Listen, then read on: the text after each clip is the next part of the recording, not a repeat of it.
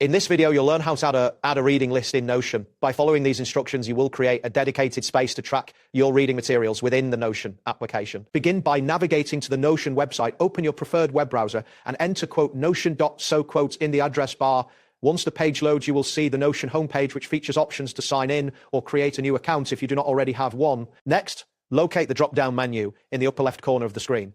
This menu is typically represented by 3 horizontal lines or a similar icon. Click on this icon to reveal additional options related to your Notion workspace. After that, select the Templates option from the drop-down menu. This will direct you to the template gallery, where various pre-designed templates are available for different purposes. You will see a grid of templates displayed on your screen. Once this appears, click on the Marketplace option within the template section. The Marketplace allows you to explore a wide array of templates created by Notion users and third-party developers. The page will refresh, showcasing various categories of templates. Now, type reading list into the search bar located at the top of the Marketplace page. After entering your search term, press enter or click the search icon. This action will filter the templates to show only those related to reading lists. Choose a template that suits your needs from the search results. You will see a preview of each template, along with a brief description. Click on the one you find most appealing to view more details about it. Click on the Add button associated with the selected template. This action will initiate the process of adding the reading list template to your workspace.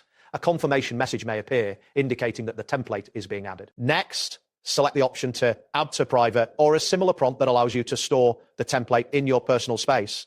After confirming this action, Notion will process your request, and you may see a loading indicator during this time. Once the template is successfully added, a message stating template is ready will appear. This confirms that the reading list template is now available in your workspace for you to customize and use. Now, click on the See Template button to view your new reading list.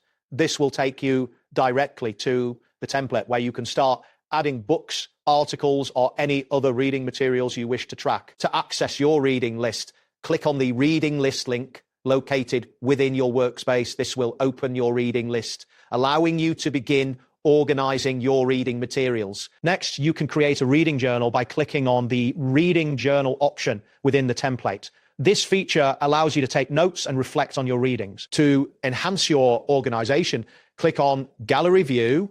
This option will display your reading materials in a visually appealing format, making it easier to browse through your list. You can also manage the status of your readings by clicking on the Status section.